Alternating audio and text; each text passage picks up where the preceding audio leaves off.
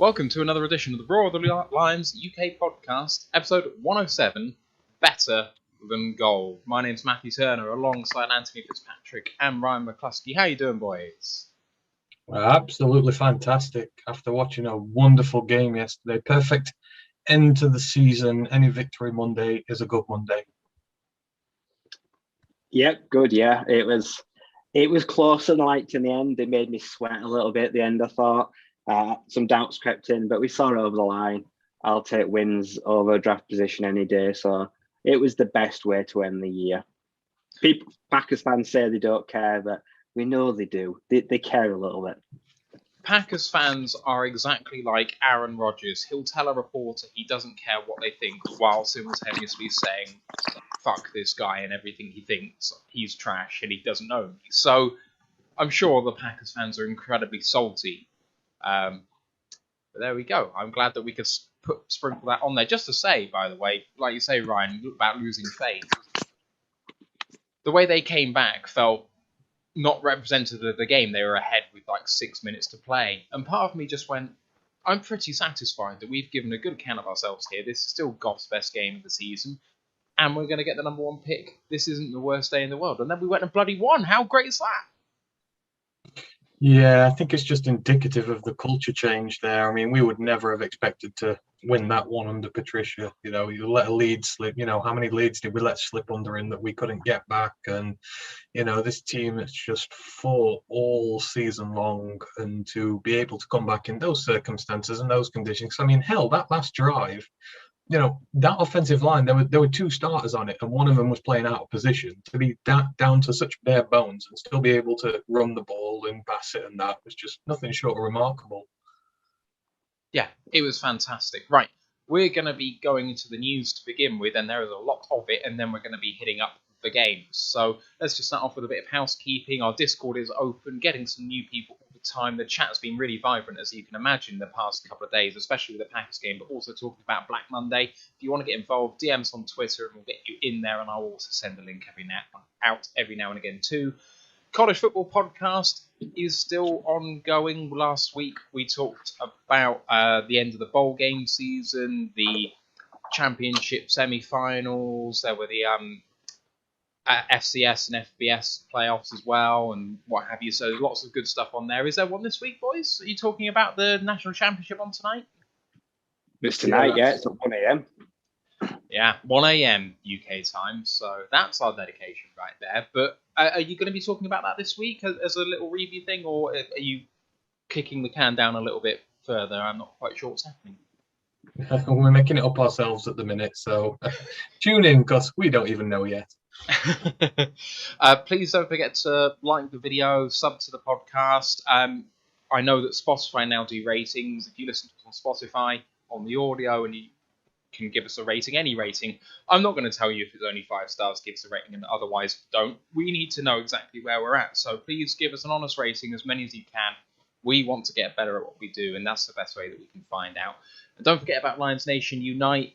Herman Moore, our good friend, I don't know whether we can call him that yet, but I'm going to try and get away with it. His passion project of bringing together all the hobby content creators is ongoing. It's a really great place to go on game day with lots of vibrant chat. So Detroit Lions on the Prowl, Detroit Lions podcast, Micro Mike, and Dose Dion, all the best guys are there. So you'll want to download that app and check it out. Right, let's get into the news. And it started off the morning of the game. Yesterday, it was revealed that Anthony Lynn is likely to be parting ways with the team after yesterday's game. And indeed, that was confirmed in the press conference today that Anthony Lynn has been either relieved of his duties or by mutual consent has left. I'm not actually sure which. I assume it's a mutual thing, but Dan Campbell made it clear that they didn't gel as he'd have hoped. And I think that's kind of borne out in Detroit's play, boys, but there's no real shock here, is there? No, unfortunately, he's a nice guy, but he won't be missed. We could have told you 2 months ago that it was done. He was demoted, stripped of calling plays. He's basically been a non-factor for at least the last, I'd say, 10 games. I don't exactly know what he's been doing, but it just didn't work, didn't gel. I don't know. It might be a clash of personalities. Personally, I think he came in with a chip on his shoulder, going from head coach to an offensive coordinator. Maybe he thought that he was a bit better than just being an offensive coordinator, but so be it. We'll see where he goes. But I don't think he'll be a head coach again this year. I think he'll be very lucky. But he'll get picked up by someone. I just don't think he meshed in with the new style here. You see a lot of the guys, they're new, they're sort of younger, they're a bit more innovative with their play calling. I mean, just look at Aaron Glenn. You know, he's done so much this season already as defensive coordinator, just changing what he does every game, changing things up, whereas Lynn was very vanilla, very old school, and it just didn't seem to click with the players we've got and the ethos we've got going forward. So I think it was just a case of, as Ryan said, when, not if. And I think it's probably the right decision. So, you know, they got one coordinator position right last year. Hopefully we can nail the second one this year. Yeah, 1 out of 2 ain't bad. And I actually think that Dave Phipps done a really good job as special teams coordinator too. Jack Fox, I'll say this now. You know how good Jack Fox was last year. We all know how good the MVP was. But he actually set a new record for gross punting average this season, as well as doing it last season. 49.2 yards gross average per punt is unbelievable for, you know, a guy that we picked up off the street, and he's just smashing every record he can. So that's fantastic. I hope we don't let him go like we did like Sam Martin. Let's tie this guy down. That's all I want to see. Let's give him a bloody long big deal. I don't think there's any danger of that, to be fair. I think they'll have him nailed down already. It's just the nature of the deals he's on. But no one can poach him. No one can poach him. So he's just come to the end of his second season, which means he is an exclusive rights free agent. Yeah.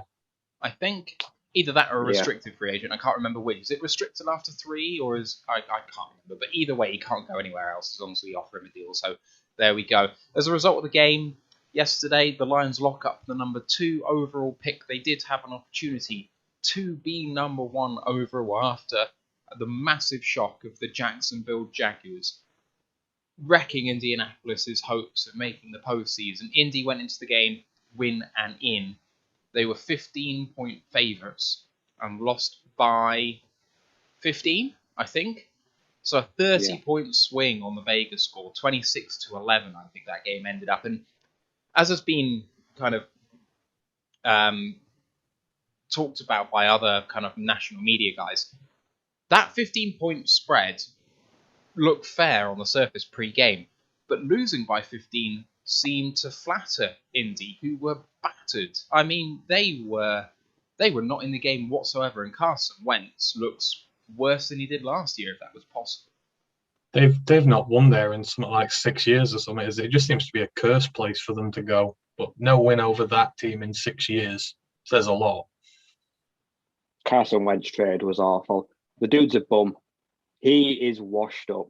I think he has his best days are behind him. I don't think he'll ever do it in Indianapolis. A lot of the big trades for quarterbacks this year, they have not panned out. Wentz, Darnold looks terrible. Stafford has done enough, but in the last few weeks he's been a bit ropey. So there's been lots of questions about these high-profile swaps and who's won each side of the trade. The Eagles definitely won the Wentz trade. That's without a doubt. At the end of the day, the one quarterback trade that's actually worked out was not a trade, but someone picking up someone from free agency in Ryan Tannehill, who it just goes to show it's not really who, it's where, because that system suits him perfectly. And they didn't have to shell out anything for him, so it's kind of a low-risk maneuver by Tennessee. And yet the people going out there for quarterbacks in a down year, gambling on the upside, are really not working out. You're absolutely right. So,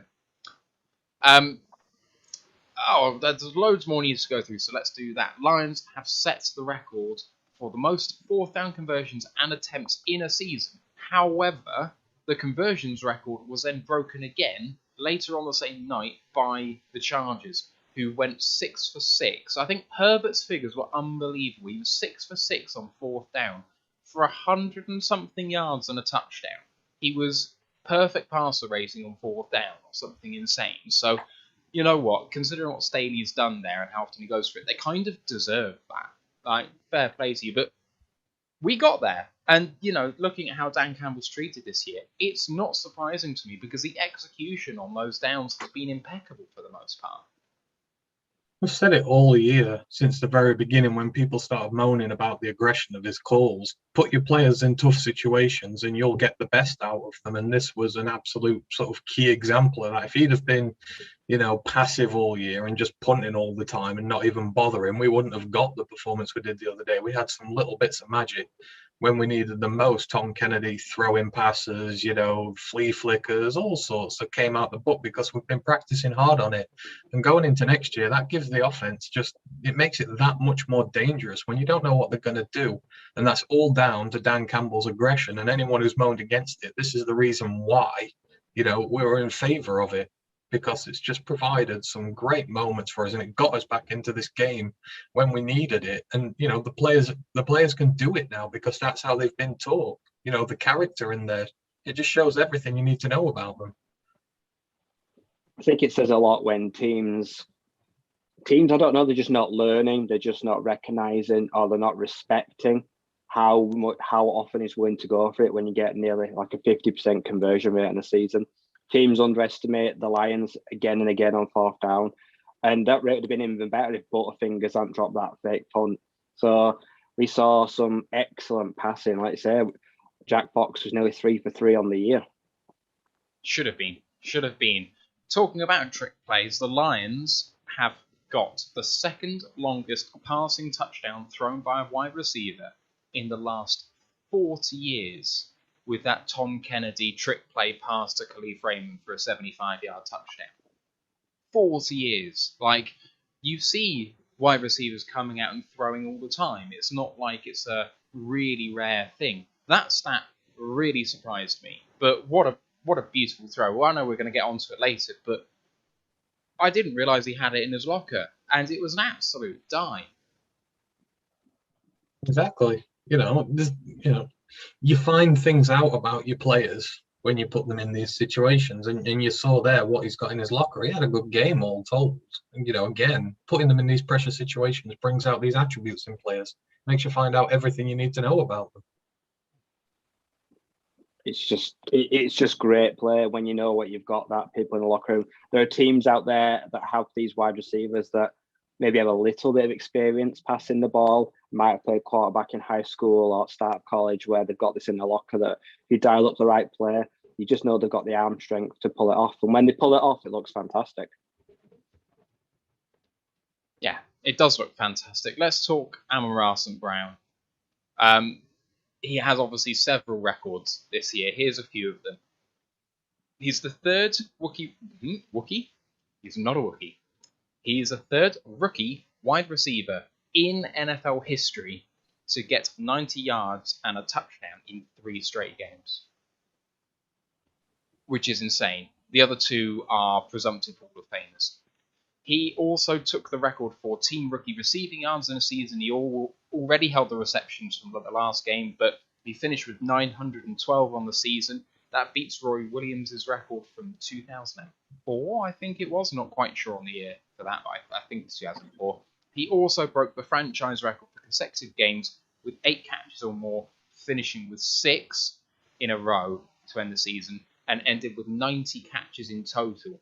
And I know that Jalen Waddle broke the NFL record for receptions for a rookie. He had 104, something in that range. And Amon-Ra has 90 as a 4th rounder.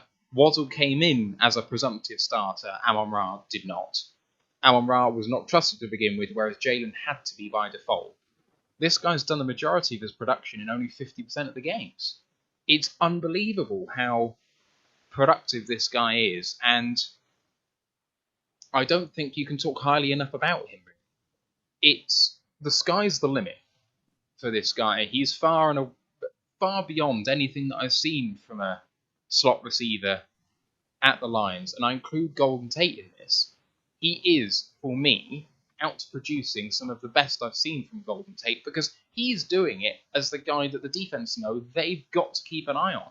Whereas Golden Tate had 2 wide receivers outside him that people knew they had to cover, and Kenny Golladay and Marvin Jones. Golden Tate didn't lack attention, but he was one of three. Amon-Ra, for the last 6 games, is one of one, really, in terms of the guys that are going to be getting the ball very, very often. It's so impressive. I think even next year, when maybe he has to share more of the targets, I expect the same. When that little bit less attention is taken off him, I think it'll take some pressure off him. I think it will also make him more available to take deeper shots as well. Because a lot of the stuff he's done is a lot of yards after the catch across the middle when he's crossing over and he's making that separation and he's turning upfield. But it'd be nice to see what he's like when they don't think he's the guy they have to stop. Because even though they know for a fact they've had to stop him, they still come. If you get that big, deep threat home run guy, and then that leaves that space, even more space in the middle, I think he could have even more production next year on less targets if he has to share with someone a bit more high caliber. So it's probably the best and easiest easing him in nicely, because as you mentioned, from weeks like 0 to 5, he was non-existent. You didn't even know he was on the field the best part times, but from the likes of weeks after the bye onwards, he's been pretty much unstoppable since then. He's emerged where he kind of came onto the scene at that Minnesota game, and then since then it's just been on a wrecking path. Yeah, I think, he's going to be successful in this league, and, you just have to look at the effort and preparation he does, in training and that, it's, I don't think you've ever really seen anyone train as hard as he does, especially when it comes to his catching, his route running, all that stuff. It was just a matter of time before the targets and the production started coming, and, boy, oh boy, did it blow up towards the end of the season. It's just been a great example of how these, the new coaching staff has developed their players. It took a little bit of time for him to get his trust with Goff, and it's more fruit. So hopefully he carries it on into next year now. But I think even if he starts slow next year, I have no doubt that he'll come out of it and he'll start doing well again, because he's shown me that he doesn't let it get to him. He just carries on working hard and the rewards come. So great season for him. Great find in the 4th round for the 17th wide receiver in the draft. We couldn't have asked for much more from him. He's far surpassed anything I could have asked of him. I never thought this was possible. So it's great. I mean, just having Hawkinson back is going to completely change everything, because when Hawkinson was in, that was negatively affecting Amon-Ra's production, because Goff just trusted Hawk more. It provides 2 options over the middle that Goff can trust. Goff's problem is that he zeroes in on one receiver, gets locked in, gets picked off. If he knows he's got 2 dump-off options underneath in those 2 guys, it's actually going to open it up for him. But also, if the linebackers near the line of scrimmage have to account for 2 guys that they think are going to be someone over the middle, if they're in man especially, but also in zone, the attention's going to have to be on them crossing or taking little short routes outside, that should potentially make it easier to run up the middle, because these guys are going to have to vacate in coverage. So you could have a look at someone like Jamal potentially being more productive in this offense when both of those guys are on the field. I think that the future's really bright. Even without adding anyone, just getting people back off IR is going to be huge for this team. Oh God, yeah. This team is going to take big strides forward next season, and I know people are saying keep grounded and keep realistic and whatnot, but you only have to look at that list of talent that's coming back. As long as if we bring the right guys back as well, we've got 50 million in free agency. We've got another draft coming. This team's going to be a lot stronger and a lot healthier next year. So, I think people are sleeping on just how good this team can be if we get it right. But it's really exciting to think about. And there's some confidence in Goff now. If Goff can start next season like he's ended this one and not start like he started this season, then we'll look a damn sight better. If he doesn't look cagey, he doesn't look shaky or worried to make mistakes at the start of next season, then we'll be a damn sight better. There's no reason he shouldn't be going into next year a lot more confident. We shouldn't see all those sacks where he's hesitation. There should be no hesitation next year. He should be fully ready to go, and then we'll really be able to judge him next year. Well, it kind of feels like a really big redemption arc for him, after everything he's gone through this year, just getting tossed aside by the Rams, getting sent out to us, starting off bad here, the fans turning on him very quickly. A lot of players this year seem to have been, got off to a slow start or for whatever reason, but they've come round and they've ended up playing really well. And it feels like Goff's time potentially could be now. He's finished off this season well, maybe. He's found his home now, someone who trusts him and has boosted him to the level he needs to be at to play really well. So, I think we need to carry on riding this wave of momentum and say to him, look, you've earned the trust here now. Go out and, prove us right. I mean, it's crazy to me that we've gone 500 through the final 6 games of the season, and we've beaten the 3 hardest teams. So the 6 last games were Vikings at home, Broncos away, Cardinals at home, Falcons away, Seahawks away, Packers at home. We beat the Vikings, the Cardinals, and the Packers, and we lost to the Broncos, Falcons, and Seahawks. Like, that doesn't make sense, but also is so... I guess we lost the 3 games away and won the 3 games at home. But, it's so promising that we can go out there and not only compete with these teams, but beat them, especially when everything's on the line. The Cardinals, the Vikings, all playing for their playoff lives. And honestly, the Packers playing for a hell of a lot more pride than they want to let on. Oh, God, yeah. I mean, it would have been easy for them, especially in this game, to just go, well, it doesn't really matter. We're going to get a good pick out of this otherwise. But, the attitude was there. And, to be leading all game. And then, for what was really a really bad play to let them take the lead so near the end, you could have folded very quickly after that, but they didn't. They got back on the field. They marched straight down. They played almost the perfect drive, went in and scored again. And it just shows a resilience that we've not seen for a long, long, long time. And, you couldn't be more prouder of them for doing that. And to hell with all those who said the Packers were playing a weak squad. I mean, Jesus, yeah, we were about as weak as you can get without having any more injuries, and we managed it. So it was wonderful to see. You can't say that a team is really resting its stars when it's playing David Bakhtiari, Devontae Adams, and Aaron Rodgers. Sorry, that isn't resting your starters. It's not resting the main bulk of what makes your team great. Now, they didn't have Campbell, the linebacker, starting, and they didn't have a few other, they didn't have Aaron Jones starting. Well, they just subbed in their other potentially all-pro running back. Like, come on. It's not a big loss. It's really not. So...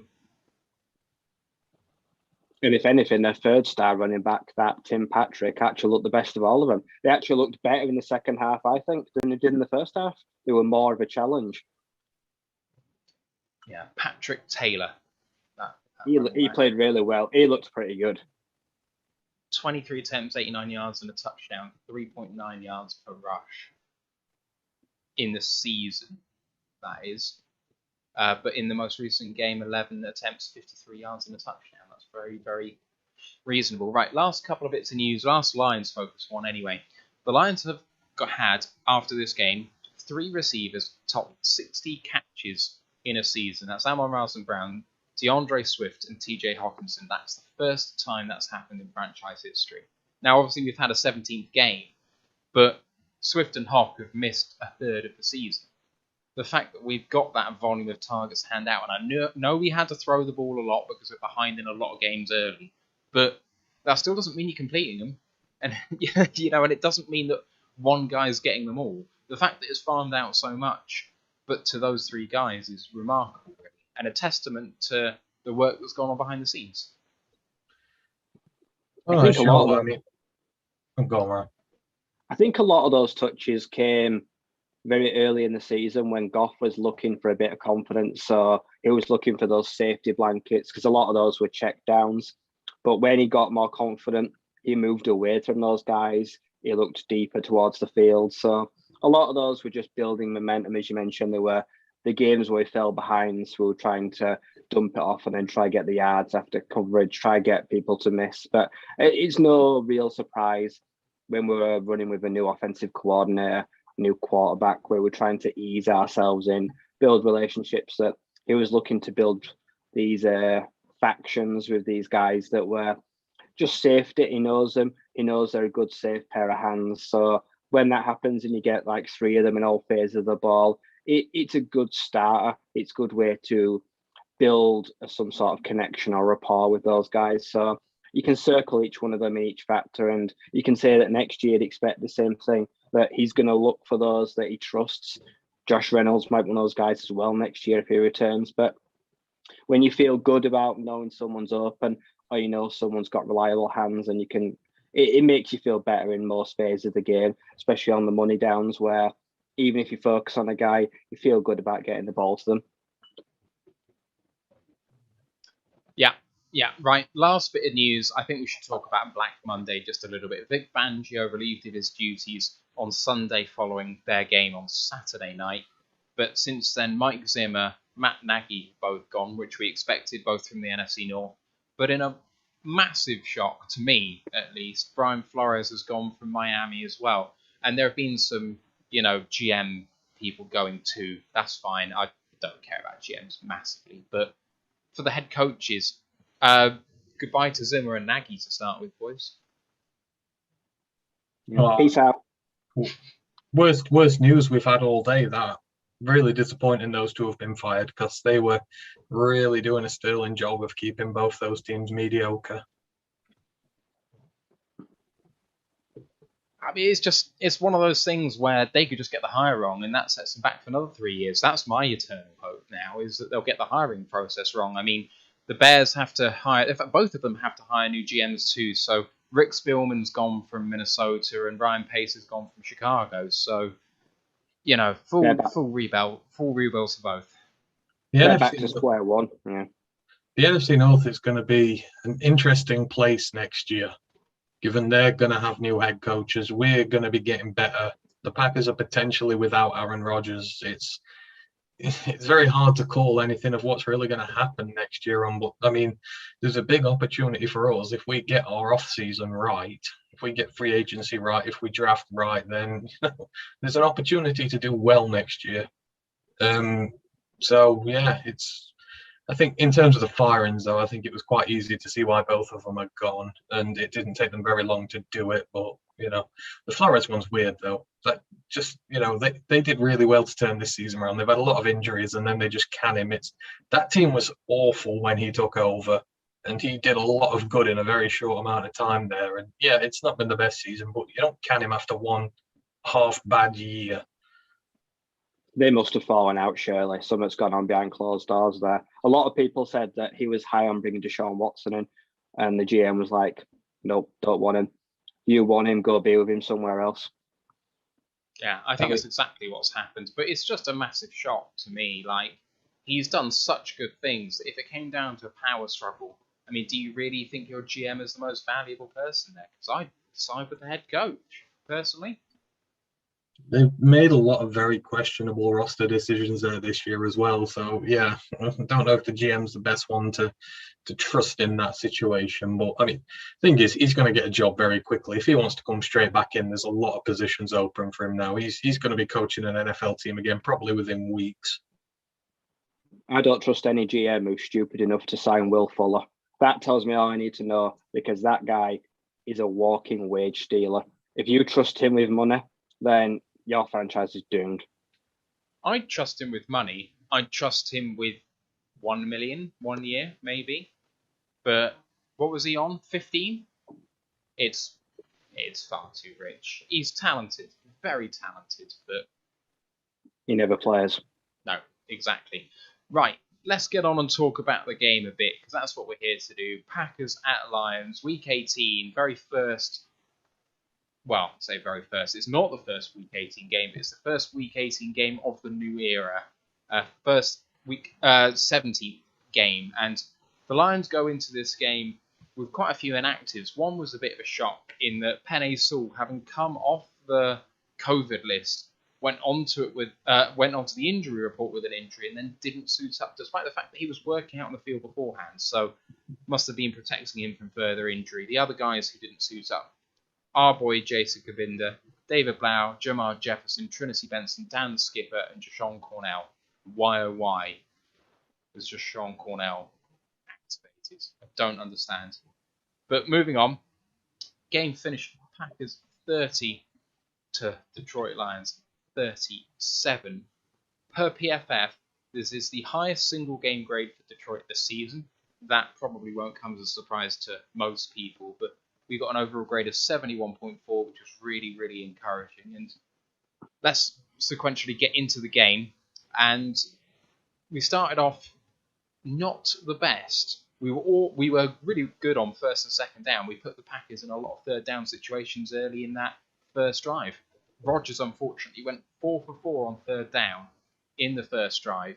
He was sacked on the first drive when Rodgers scrambled and Acquara hit him half a yard short of the line. But I don't really count that. That was a kind of effort sack rather than a quality pass rush sack. But there we go. The first drive was actually over 7 minutes long and finished off by an Alan Lazard receiving 1 yard touchdown to go 7-0 to Green Bay.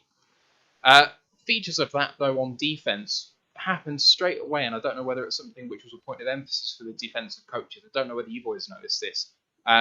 It was mentioned on the broadcast, is that our defenders actually ended up being in man a lot in the red zone, but were passing the receivers off very effectively and actually quite easily compared to how we've seen them do that in the past. So they were switching their men if they were going into crossing routes, which was really cool to see because I don't think we've done that this season. You know, if they've been in man and they've been doing all sorts of crossing routes, we've been caught in traffic for really easy touchdowns, and they were avoiding that for the most part. Yeah, you only have to look at so many games this year where you see where we get down to the red zone and you'll see one of the receivers motion all the way across the field and someone will chase him all the way and they'll be a few yards behind, they'll get stuck in traffic and it's an easy dump for a touchdown. So we've not transitioned through zones very well this year, passing off guys, or we've stuck in man and we've expected people to follow each other across the field, which is never a good thing when you're running through traffic. So the ability to able to pass guys off and stay ahead of the game was something that was great to see because it's not something we've evidented very well at times this year where we've been caught out running into each other, getting lost in traffic, losing steps on guys and getting separation. But this was one time where, especially in red zone, that we actually looked more comfortable with it. We've been working on it, it's evident to see. So it was good to see, and it was good to see that it was picked up as well, that we were passing off assignments much better and communicating better as a team as well. It's all communication. Yeah. So that first drive ended up being 7-0. Goff sacked in the next drive on 3rd and 5, but they go fake punt, as you mentioned earlier. Lovely throw by Jack Fox. It was well defended. I think that they knew that something like that could be coming and coming early because the defender is, to be fair to Godwin, he's all over him. But the pass is so good that it goes straight through the defender's hands. And Godwin Igabike has to be ready for that ball. Now, Godwin is not a running back. He played a little bit at high school. But he's not someone who has had a lot of practice catching balls offensively, at least in the last 5 years. So I will preface it with that. But it's still a perfectly thrown ball right to him. And it's just behind the sticks, but I think with momentum, he would probably have picked up the first if he caught it. So it was a massive blow early on to not have that happen. And 7-0 down, delivering the Packers the ball at our own 35-yard line early. Really felt like we had decided, much like the Rams game, that this is boom or bust. We can't beat you straight up, so we're going to try and steal some possessions. And knowing that fact, I felt like we were doomed early. Don't know if you felt the same. It's never good to give a short field. Like I said, that was a momentum changer there because you're giving them almost a layup with 35 yards to go, 7-0 up.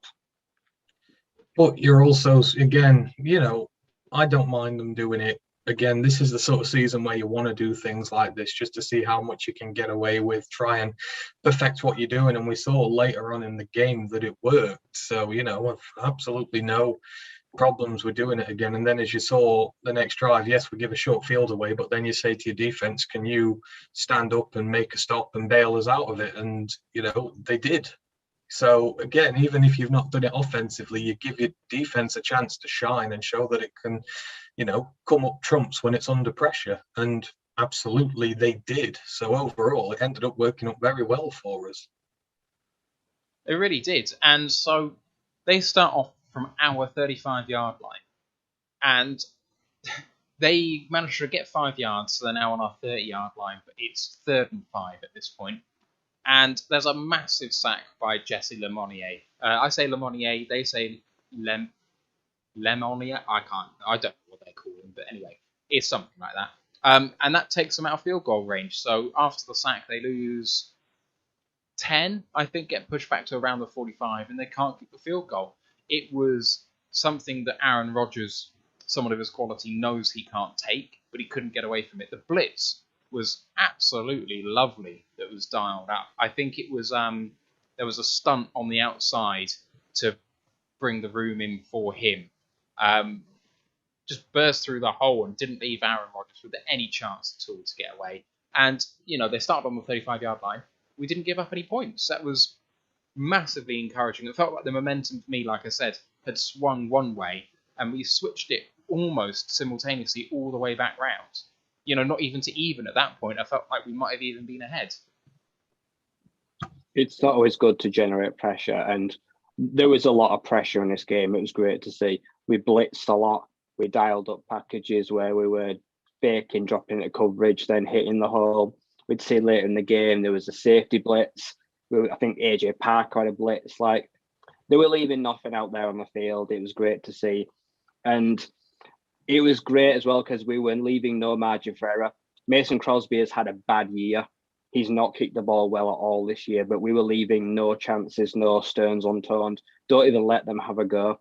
Like, we give you the ball here, but that's as far as you're going to go. So they went all out, full on, prevent hunting defense, and one of them got home, and we had a good day. We got a good pressure rate all day, and we got home quite a few times. So that's something we've struggled to do consistently this year with that lack of elite pass rush. We've had a lot of guys that have managed to step up and just get home once. That's all you need, really. That's Jesse's biggest play of the season, probably.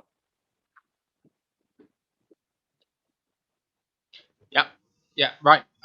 So going into the next drive after a punt by Green Bay, nice play by Amon-Ra St. Brown. So they punted, and I think Raymond caught it and almost dropped it at like the 6-yard line. That was a bit iffy in itself.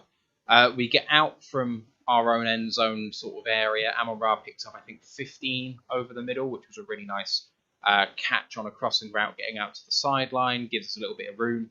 And then comes the first trick play.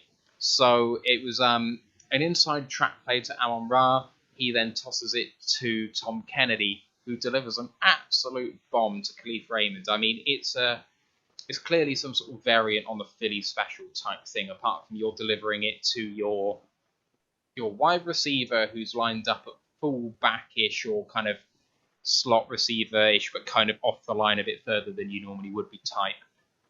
And then, I mean, no one saw it coming, and especially not Tom Kennedy, who revealed he has an arm. I mean, oh my God, what a throw. And Raymond turning on the wheels. I mean, he'd gotten a long way clear, but then turned on the burners as well. And it was just a good play all round, boys. Terrific execution. And then Amon-Ra St. Brown in the post-game presser revealed that the Packers were saying, this one's for Amon-Ra, this one's for Amon-Ra. Watch him. And that he started giggling because he knew exactly what was coming. And, it came to pass. Really encouraging. Well, it just shows that they didn't believe us capable of doing it because we caught them completely unaware. And, that's what having all these tricks in your bag does for your offense. You can just catch Green Bay have been good on defense this year for the most part. They've got a really good unit in there, and they had all their starters out at this point. So to just be able to completely catch them asleep with something like this, it's just, it's inventive, it's innovative, it's everything you want from an offense in the NFL. Keep switching up your plays, keep giving them something different to work with, because from then on, they're wondering, oh my God, are they going to do it again? The protection's going to get a little more lax. It's going to give you more room. It does everything to open up the field for you. But it was wonderful to see us pull it off on them. We hate playing the Packers, so when you can pull off something like this on them, it's a little highlight reel moment. When you get Khalif Raymond running a wheel route like that, there's very few guys on that Packers defense that can even keep pace with him. I'd say maybe only Stokes is the kind of guy that could even catch up with him. But before they'd even know what's hit him, he's at least 7 yards behind the corner. And then I'd say it's probably, if you put him in a foot race, he's the fastest guy on this team. You don't want a leg race with him because you won't catch him. You're just eating his dust. And once it takes off, nice little pass to lead him. And then it was just green grass of home, and he just took off. Yeah, absolutely fantastic play. So that makes it 7-7 on the Packers' next drive. They kind of proceed down the field a bit. They get down to the 42-yard line of Detroit. 3rd down and 4 at this point, and Rodgers goes wide right down the sideline. I think for Lazard, not 100%. And if Arsu Melifonwu comes up with potentially the most impressive coverage play of the season for me, kept pace with a really, really fast guy down the sideline, got his head around, swatted the ball away. You can see his coverage ability, his height, his speed, his arm length, all being shown off in that one play. He matched the receiver stride for stride, and I think it was Lazard who had a fantastic... No? It was Adams. It was Devontae Adams. It was Devontae Adams, beg your pardon. Yeah. So obviously Adams had a fantastic game too. So it was a good throw. I mean, it was a good play all round from everyone involved. It was a good route run by Adams, good throw by Rodgers, and Melifonwu was a match to it. It was super impressive play. And then after that, they actually go for it on 4th down. Tight end goes out wide behind the sticks, catches it. Tracy Walker has already dialed in on the play. He's on the tight end as he catches the ball and absolutely flattens him for no gain, and they turn the ball over on downs. So those 2 back-to-back plays were massive in the context of this game. And people, want to say, oh, the backups are on there and, you didn't win it. But these are the sort of plays with the Packers starters on the field that even though Rodgers had a really good game, meant that we won the first half, and decisively so. Rodgers must have converted that play about 1,000 times in his career. That's a Green Bay specialty to, 4th and short, to go out wide and block well and get it over there. So for us to diagnose it and blow it up before it can even get going, it's a really good read by the defense there, and they really stepped up here. You can feel the momentum was changing with this one. They were just able to stuff them and stop them really from doing anything. And this was again when they had the main guys out there. Iffy has looked so impressive since he come back. We all wondered what the injury might do to him, but he's quickly picked up his form that he was in before he got injured.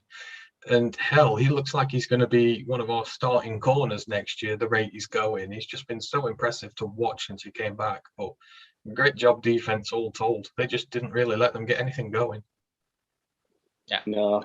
It shows Iffy has learned as well, because he got burnt on that touchdown for Metcalf in a similar kind of play where he looks back and loses sight of where he is. But this time, he don't let that happen. He takes that look back, keeps pace with him. He's able to fly away. And Walker, he had the best game of maybe any defender in the whole league. He topped everyone with 13 tackles, solo, out of everyone. He was a missile. You could tell that was a man that, 1 wants to stay here, 2 wants paying, because he damn played like it. He had a phenomenal game. Yeah, he really did. So the next drive, the Lions get the ball back at our own 42. Nice drive, dominated by Amon-Ra St. Brown. He kind of caught short passes all the way down the field. End up at 2nd and goal and short. And having had most of the touches, Amon-Ra then lines up as the quarterback in a wildcat in shotgun, hands the ball off to Craig Reynolds. Didn't work, but I just thought that was a really interesting, fact that they even thought that he was enough of a threat on his own to take the snap, which is crazy. That didn't work, as I say. Then bottled up on 3rd down as well. We decide to go for it on 4th and 2 from the 2, and it's a 2-yard receiving touchdown to Amon-Ra St. Brown. The play design, the execution of this is absolutely fantastic. So Amon-Ra lining up out wide, motions inside, and then does some sort of like horizontal curl route is what I kind of want to call it. So it looks like it's a traditional crossing route. He's coming across the formation and he's just going to be kind of tracking the end zone line, trying to get free. But instead, he kind of really precisely with his feet turns around, sits down in the hole in coverage. Goff delivers the ball quickly, knowing what's coming. The execution was fantastic. I don't know how you cover that play. It was perfect. It was gutsy, Carl. I loved it. 4th and 2 in that range as well. we were never going to take a chip shot there. We live by the sword, you die by the sword. If you don't get it, who cares? It was a fantastic call. I loved it. And as mentioned, the route is so hard to cover, kind of like a hook and curl. You assume he's running a drag and he's just going to scream across the goal line till he's open, but he slams the brakes on, sits in the hole between the two defenders, just like Minnesota. He finds that soft zone coverage and he just sits there and he waits for a bullet. And if you put the bullet in between the numbers and his groin, there's no one else that can get it. Like you say, he's going to sit down and he's just going to bottle it up and hold it in. And it ended a great drive. Well, points win prizes. You know, you're not going to get anything against the Packers by hitting chip shots in against them. You just got to go for broke and execute well. And again, exactly what they did. It's been the mantra this season, is to go for it. And as the season's progressed, they've got better at the execution, because it was pretty poor at the start of the year when we started trying all this. But they've managed to fine tune their way into, you know, finding a successful formula. So, you know, great to see, and God, it gave us all the momentum in the world. Then it gives you belief as well. If you can convert that against the Packers, your players just gain nothing but confidence from it, and it showed as the game went on. Yeah, absolutely. So that made it 14-7 to Detroit. On the ensuing Packers drive, I note again that Tracy Walker seems to make a really good tackle in space. I know that there was potentially an issue with tackling in space later on, but he absolutely flattened the tight end, as I said earlier, on fourth down, but then made a couple of open field tackles to kind of slow them down. One especially on Devontae Adams out to the left-hand side sticks in the mind, where Adams had blockers in front, and he was kind of like the last guy unblocked and did make the tackle around his ankles. So without speaking about his misstep before later on, that was really promising, because our tackling in open field has been questionable at times in the season. But for the remainder of the drive, it ended with a really nice pass from Rodgers, and I hate to say it, but from the 29-yard line, you had Lazard on the right-hand side of the formation, kind of in a little crossing route, and then goes up into a post from the other side of the field. And he's drawn Derek Barnes in coverage. And we know, we've talked before about the fact that Barnes is not your best coverage linebacker right now. He is still very raw at that aspect of the game. And to be fair to him, he somewhat keeps up with him. He absolutely goes for the ball when he should. And he is a few fingernails away from breaking that play up. He extends well, but Lazard's just too quick for him in the end. The throw is too good. And that makes it 14-13 with Mason Crosby, unfortunately for them, missing the extra point, which really made the difference in this game. They're a great team. So then, you know, you're going to get moments of magic out of them. And as you said, it was a dime of a pass, right on the money, just out of reach of our defender, straight into the arms of their guy. It's a throw you've seen him make a lot of times. And, you know, sometimes you just can't defend against it. You have to hold your hands up and say, you know what, well played. And, you know, it was just well played on their part. I don't really attribute much blame to that one, but, you know, thankfully they missed the extra point, which again, it's just sort of a confidence boost to still be in the lead. But, you know, we did have enough time still to go down the road after this and get more points on the board. So, you know, it wasn't the worst situation in the world. No, they had a matchup they liked. Lazard, good guy. And like I said, Barnes is only like 6 foot. He'd have had to grow in a few inches to jump and tap that away. So it wasn't his fault. It was just nicely placed. And the missed extra point, for me, that changes every decision they make in the second half. That felt like it had, because there's one point where they have to go for 2 because they can't settle for the 1. And from there on, that really loomed on them. That was a big win for them, because I don't know what's wrong with Crosby. I swear he's missed a lot of kicks this year. It feels like he's missed a lot of extra points as well. Like, I think this could be his final year. I don't know, but that loomed largely. But as I mentioned, a lot of time on the clock, and it was a lot to respond, because I felt good even at, say, 14-13, we were banging it. Like I said, it was a good throw, good score, and it was a very competitive game, and that was the majority of the starters still in. So I felt even good at that point still. Yeah, so Lions now get the ball back at 14-13 with 2:30 to go, and Swift makes hay on this drive. So he's, you know, a fundamental part of getting up to midfield, but then he's kind of stopped short. He gets a little play out wide to the left-hand side, running for the sticks on third down, and is short by a quarter yard, maybe a few inches. No, Gets wrong. I'm fairly confident that he was maybe a hair's breadth short. I really don't think he got there. But to be called short by a yard was egregious at best. On 4th down and 1, we decided to go for it anyway. I really thought that we were going to challenge and at least see what they were going to do, but maybe it was the best idea that we did because we know what would happen. Really, really great throw by Jared Goff to Josh Reynolds to complete on the 4th down. We don't try and go for the easy play, Jamal Williams up the gut or anything like that. Goff rolls out right, puts the ball outside the Josh Reynolds on the right-hand side. Ball, I think, is probably like over the sideline as it's caught by Josh Reynolds, only he can get it. Toe taps in bounds. It's one of those that you see. It was a red zone play. It was a goal line play, and it was executed fantastically. It's something that requires a Jared Goff with confidence and Reynolds to trust that it's going to be put exactly where it needs to be. It's the sort of play that I saw happen at the beginning of this season, and we all said, well, this wasn't the most obvious play call. Our running game is great. Why not just run the ball?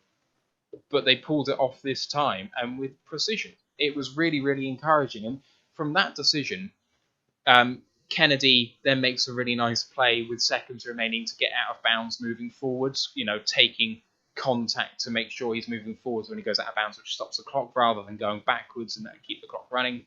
Gives a chance to score a touchdown. Goff slightly wayward in the corner of the end zone, and Reynolds can't get to it. And then we decide with a few seconds left to kick the field goal and take a 17-13 lead into the half against the majority of Green Bay starters, including their 2 best players. And all in all, it felt like to me that 17-13 flattered Green Bay. I don't know. Yeah, maybe it did. But, I mean, from our point of view, it was the perfect drive, really. We took the clock down. We made the most out of what we needed to ensure that Green Bay weren't going to get back on the pitch. And from that point on, there was only one team that was going to score points. It was us. We managed to get close, have a few shots. It didn't work. But the important thing is you've always got to keep the clock. You've always got to keep the scoreboard ticking over. We did that. We didn't give Green Bay a chance to respond. It was a really good drive, really brave to go for it on the 4th downs. And again, the aggressive nature of him just keeps on paying off. And, it all culminated in this game where just everything worked. If you'd have offered me any lead at halftime where I know that they're going to sit the majority of guys, I would have taken it. There was points in that first half where you thought that Rodgers might get sacked. There was nearly like 2.5, 3 sacks. Like we were getting to him. We thought at some point that LaFleur's got to make a business decision to protect these guys. And it was just a good footballing half. Swift came into it in the end. He didn't start getting many touches, but as their half went on, everyone got a good look in. We spread the ball about a bit. And I like the fact we didn't go for the obvious 4th down. That was, if we go back maybe 10 games, we probably just run Jamal Williams up the middle and maybe we just bundle over for a yard or 2. Or Goff even misses that throw and it goes wildly out of bounds. So I specifically remember there was a passing play to Cephas on the left-hand side. Can't remember which game, which is just badly thrown. Amon-Ra missed a 4th down. Left-hand side throw where he doesn't run the route as hard as he possibly can. There's multiple instances of 4th down passes that have gone wrong so far this season, and yet this was the culmination of everything they've worked for. I think it just shows how far we've come, how good Goff feels about his arm, the accuracy, and having Reynolds. There's a difference in there. All those games when he made those mistakes, we didn't have Josh Reynolds. We brought Josh Reynolds in, who felt like that home comfort, like everyone has their comfort food. Josh Reynolds was that comfort food for Jared Goff, and he looks to him. He trusts him, and he put that ball where he knew only he could get it, or it goes out of bounds, and we turn over or we enter the half. It was a win-win either way, pushing the ball downfield. All right, so let's move into the second half. And my first note on the first drive of the second half, because Detroit have the ball to start the second half, we go 3 and out, I think. But on 3rd down, Goff spins out to the left-hand side, and to my knowledge, it's the first time his avoid pressure spin move has succeeded in avoiding some pressure. He manages to get the throw away before get taken down and avoids the sack and manages to get the ball out of play for not an interception, or for an incompletion rather than an interception. I just thought it was worthy of note, considering how often he tries that spin move and roll out, that it actually worked, which is something in itself. On the next ensuing drive, it's now revealed that Rodgers has been yanked, and we've got Jordan Love in the game. And there's a lovely, lovely sack by Julian Aquara in this next drive. So lining up at left end against the right tackle, he just burns him. Like, the snap starts, and he almost hesitates, and then motions inside just a smidgen, and then burns right by the outside of him. The technique is flawless. It's probably the best technical sack I've seen so far this season. Love maybe holds on to the ball a smidgen too long because of Aquara's hesitation. The sack takes a little longer to develop, but his explosion off the line when he decided to go was unbelievable. I don't know what you guys thought of that specific play. It looked like Von Miller. Von Miller had an almost identical sack against. He literally hesitates, and then he shows that, drops the shoulder, and he just burns him. And Jimmy, I say, John's got the ball, but wrapped up, taken to the ground. I'm expecting big things out of Julian Aquara next year. He has had some really nice play at times this year, and especially as an edge rusher, because for a straight line guy like Bull Rush, he's incredibly quick. He is not fun to play against because he doesn't want to mess about. He's not the most physical. In a straight race, if he wants to beat around the outside, there's not many guys that are going to push him around. And I was licking my lips. When I knew Jordan Love was going to be in this game, I thought to myself, win or lose, I want to punish him. We're going to prove that he sucks and that he is not ready to lead this team. He is not the Packers' future franchise. And we pretty much saw that. That was a nice hello, welcome to the game, right at the start of the half. And right then, his confidence was like very much a low. He holds onto that ball too long and he gets punished. And it was great on the opening drive to just show that we're not scared and we're still going to get after him like Wood Aaron Rodgers. Yeah, it was critical to hit him early. You know, he's in the game. There's a lot of pressure on. You know, he's going to get a full half to show that he can win a game. And if you can hit him early and get that doubt in there, and that was big. And he managed that. And, you know, in terms of Julian, it was a really good game for him. When people questioned about bringing him back a couple of games ago, it was like, well, this is why. He needed a good game. I don't think he's looked that great so far. He's had some little flashes, but he needed a game like this to show that he can contribute long term. He got a couple of really good sacks in this. He showed promise, and you know that's why you bring him back. He's given himself a spot probably now for next year to show that he can carry on developing. So it was great to see from him. It was a great sack and just right what we needed at that moment, just to unsettle him more than anything. Yeah, absolutely. That was one of two sacks for him on the day. I did say earlier that he kind of nominally got a sack earlier on. So that sack, then the Lions. So this is in Green Bay territory. The next play, I think, is this short pass out to the right-hand side. AJ Parker flying to the man with a swinging arm, hits the ball out. Ball bobbles out. I mean, Parker's missing the tackle if he doesn't get it. That's cool, man. Parker is missing the tackle if he doesn't get the fumble, so it's a risky play, but the ball does come loose, and if Fatu Melifonwu recovers the ball, it's another example of the aggression of this team all the way through the game, but the execution just being absolutely perfect. Yeah, it's one of those, it's a boom or bust play. He's willing to go high and not try wrap up in hope of punching the ball out. Is willing to sacrifice missing a tackle and hope someone else to mop it up. And in the end, it's a great play. We've got someone there by waiting to just scoop it up and turn over. And that is a horrible start for John Love. To get sacked and then feel like you've got a comfortable check down and then we punch out and take off, that felt like a gut punch to them. And it was a good play. AJ Parker had a mixed day, but it's nice to see if they are to get, I believe, his first turnover. It was a gift.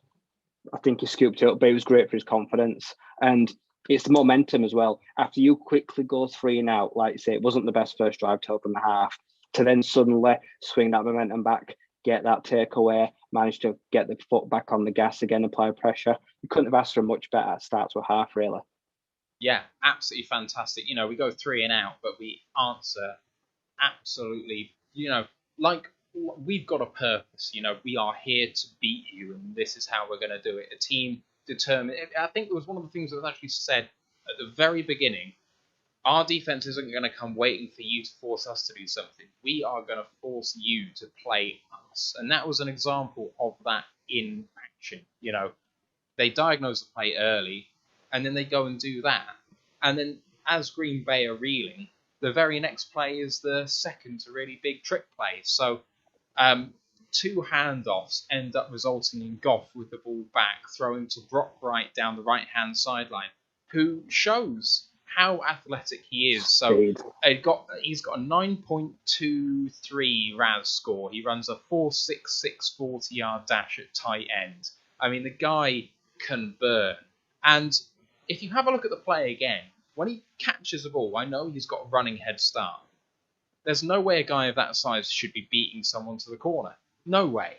And he does it with relative ease. I mean, it was his best game as a Lion, Brock Wright, but shows the sort of ability that you hoped he'd have when you take him on as a UDFA, that he can come back next year as a tight end 2 or 3 and be a big, effective part of this offense, not just on trick plays, but as a receiving threat generally. He's a big body, he's very fast, and he's got pretty good hands. Yeah, I think this play is pretty much booked him a roster spot next year because, as you say, like you can see, there's a safety that's coming across. It's a straight up race to the corner flag going to the pylon, and it's maybe 63 yards. And if you time him, he covers that ground in like 6-7 seconds. I had no idea he had that kind of speed in him in play. Gets the ball, straight line, foot race, and he burns the safety who gets there way too late, and he strolls in the end. It was a great design play. It made him feel comfortable, and it's nice to see what he can do with the ball in the hands with free space in front of him, because usually when he's catching balls, he's got people in his face. He knows he's about to take a crunching hit like the backer, but when he's got free ground in front of him, it's nice to see that he's that receiving threat. And he's also thrown some nice blocks as an extra lineman this year, so at least we've seen some production from tight end that we didn't see from the likes of Waller, who ended up getting axed when he asked to leave. So someone has booked another spot next year, someone that's got a lot of promise as well. Hopefully in the second year can take a bigger jump. Steve has just asked whether we think that he can be a legit second tight end for us next season. Honestly, I don't think we're going to spend draft capital on a tight end. If a vet can come in for the minimum, I believe they will consider that option. But if they don't go for it, I do think he can be that second tight end. Now, he's not the best blocker, although he is a better blocker than he is receiver, and actually that's what he did at Notre Dame. He wasn't famed for his receiving ability, even though he was supremely athletic. He was a blocker. That's what he did. So he still needs to develop in both phases of the game offensively. But I think he's got enough upside to do it. Indeed, I think he's a better blocker than TJ Hawkinson, at least at this point in time. Hawkinson had an absolute dire time this season trying to block anyone like lines. So in that sense, I think he's an improvement in some part on Hawk, who had a bad season. Now, do I think that's going to be permanent? No, Hawk is one of the premier talents at tight ends, and I believe that firmly. But Wright has shown enough for me. Now, they could go another direction, and I wouldn't blame them if they did, because we can always upgrade everything. But I think it would be enough. For me, I personally, I don't see Hawkinson getting any better at blocking. He has not shown enough for me over the few years where he consistently gets beaten, and when he does get beaten, he wants to hold. There's a reason he's been called for holding multiple times, because he sometimes does get grabby. Brock Wright, which is the game where he runs the seam and he jumps up and pulls the touchdown pass in? Was that the Vikings? I feel like it might have been. It's caught phenomenal. It's a lovely touchdown.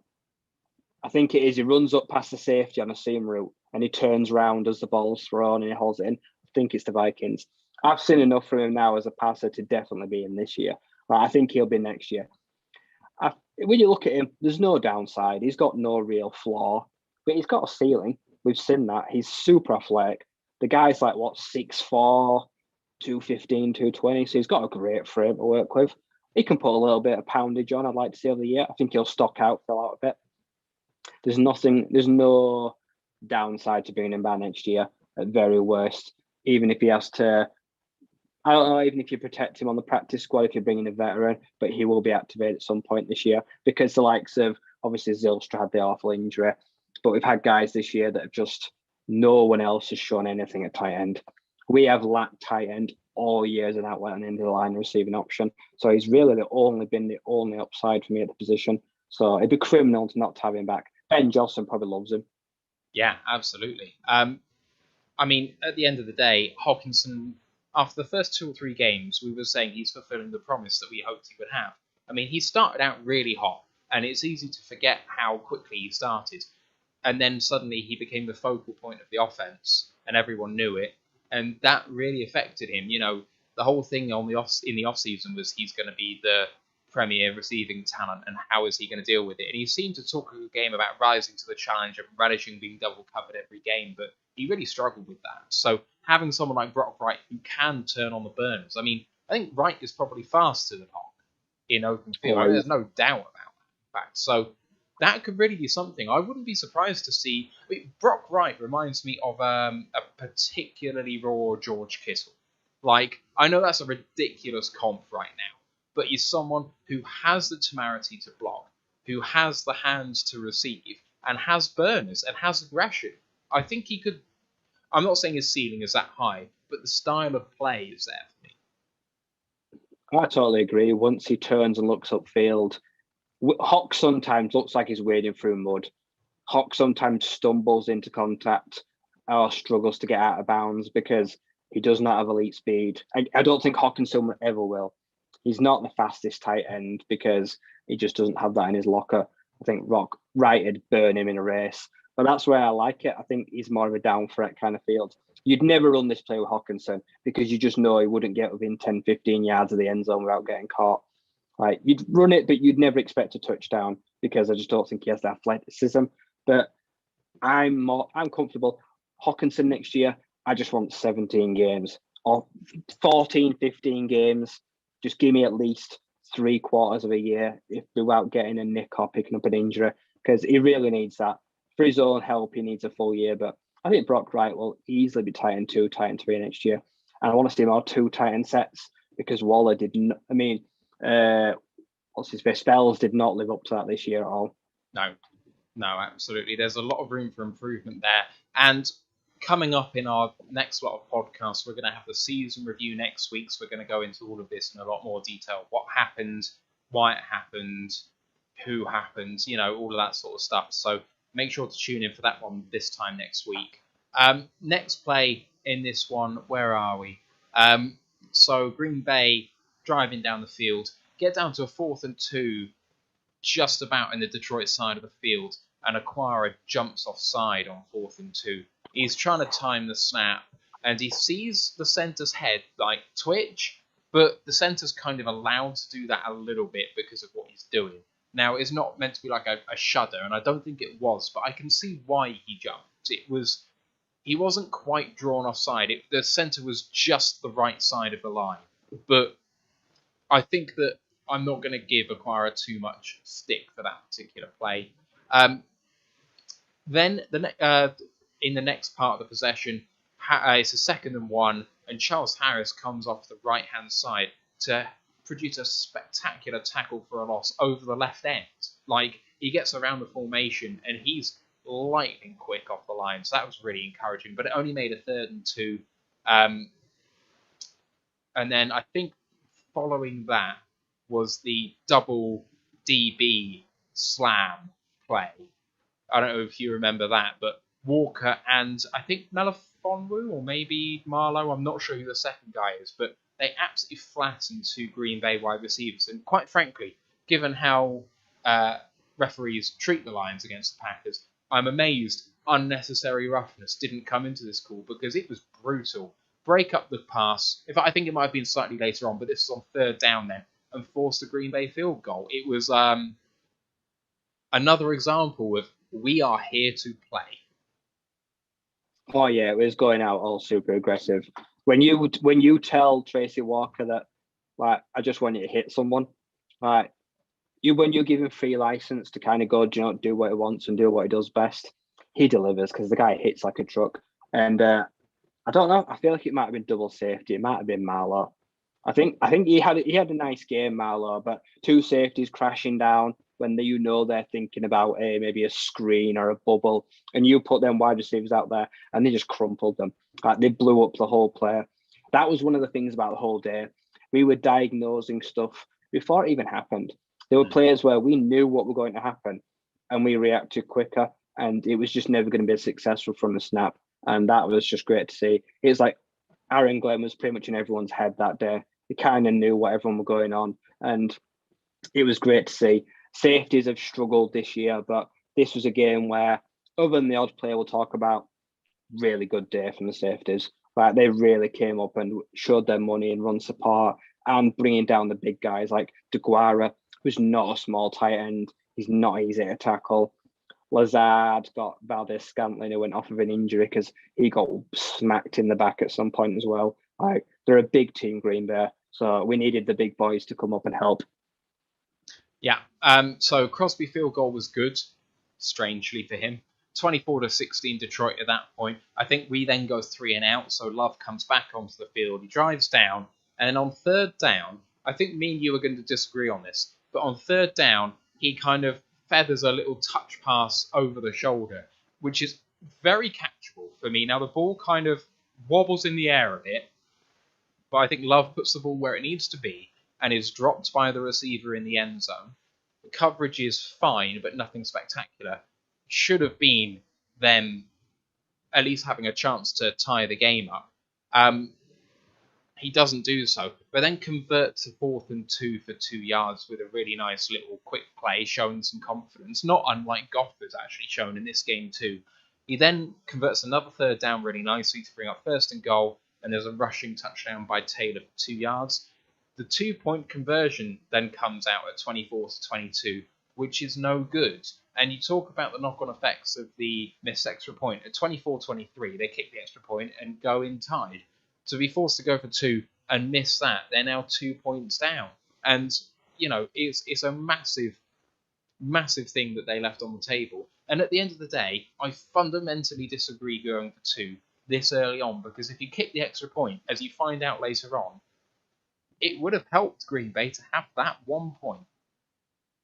Yeah, it would. They showed their card way too early. They need to keep their cards close to the chest. As you mentioned, this game has got so much time left. And the one play you're talking about, the tight end fluffs it. He has got to catch that touchdown. Jordan Love puts on. It's Will Harris. And to be fair to him, he's the cornerback on the left. He runs all the way through traffic to pick the tight end up. He does phenomenally well. He's just short of getting a hand on the ball, but the tight end just does not keep concentration. Hits him in the fingers.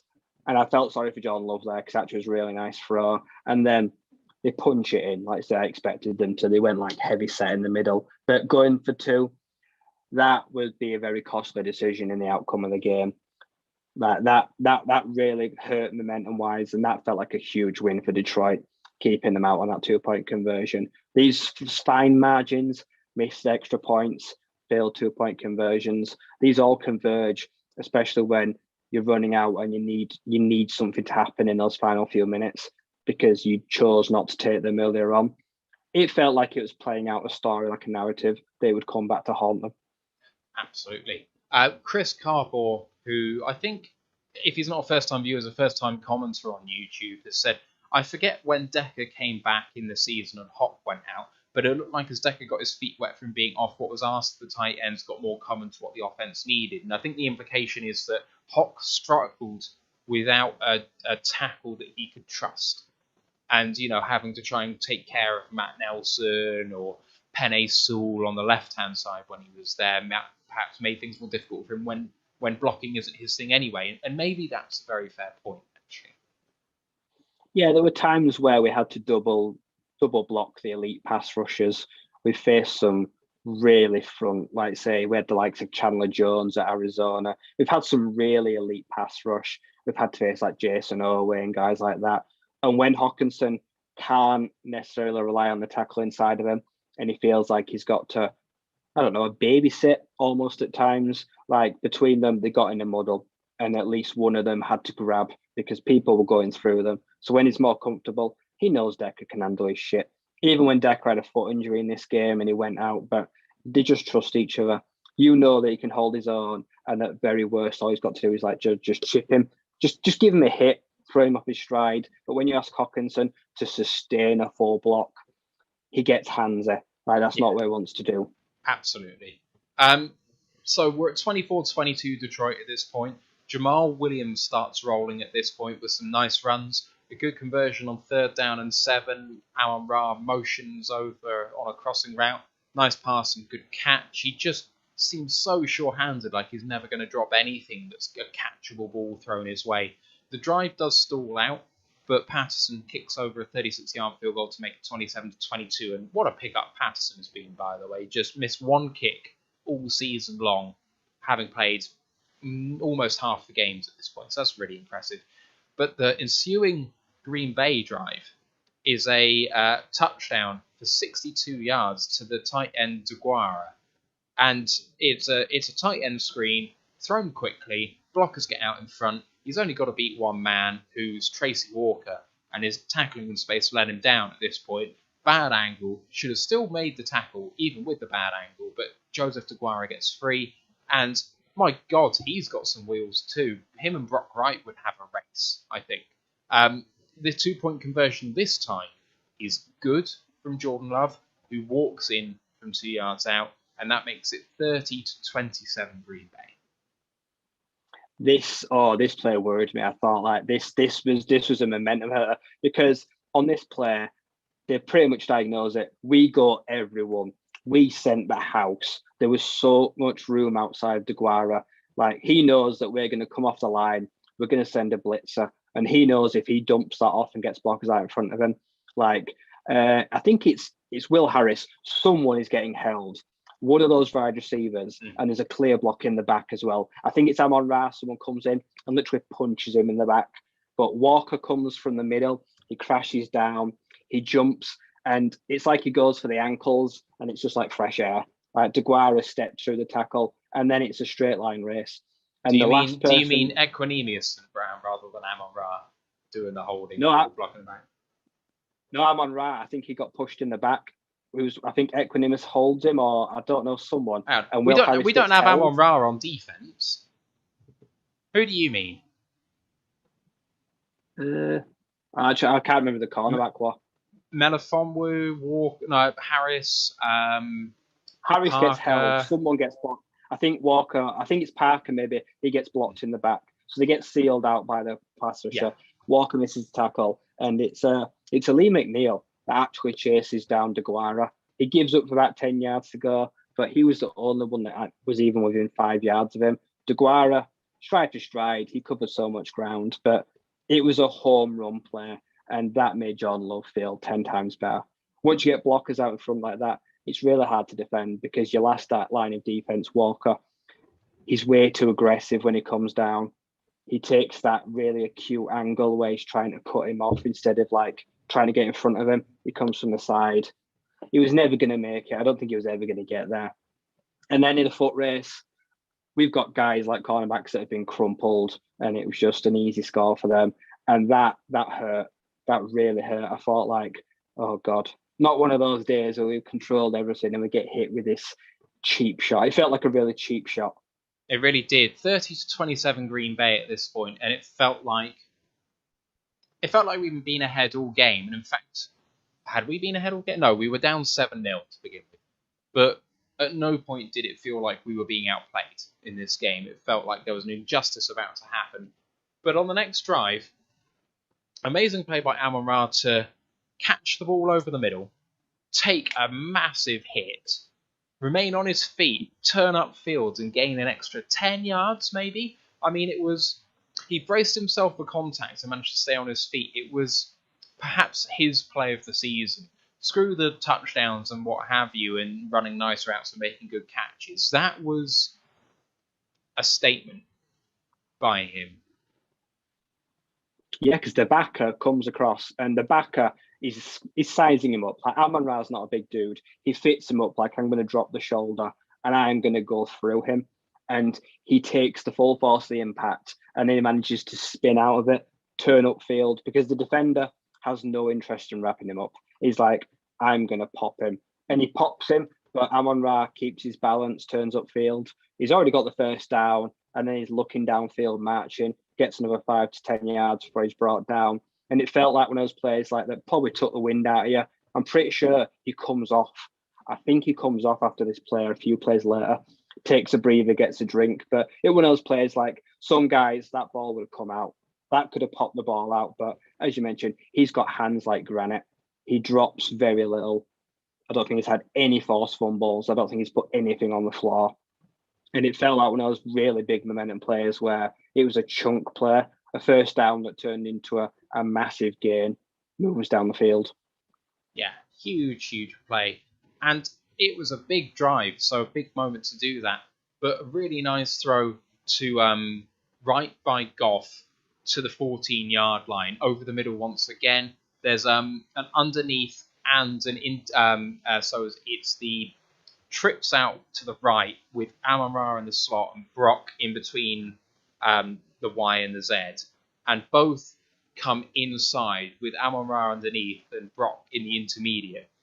And goes to Brock with Amon-Ra being fouled, being interfered with underneath. Makes a great catch, sits down at the 14-yard line, and that sets up DeAndre Swift, who looked fantastic, by the way, is one of the points that's going to come on to later. Like a live wire all day, even when he was only making 2 or 3 yards of rush, he looked like his feet were being fast, that he was bouncing around out there and kind of back to his old self. But the rush gets the ball from the handoff, bounces out to the left-hand side, gets the edge, and just motors to the corner. It was vintage DeAndre Swift. It looked like one of those plays. It definitely wasn't designed like that. The middle gets really congested. You think, oh, they've blown this up, but he takes that sidestep. He cuts out, like say, manages to bounce to the outside. And then in a foot race to the pylon, you don't expect anyone to catch Swift. Like, it's a really good heads-up player where he doesn't go looking for contact. He bails on the hole that I think he's supposed to go through because someone comes in and fills it.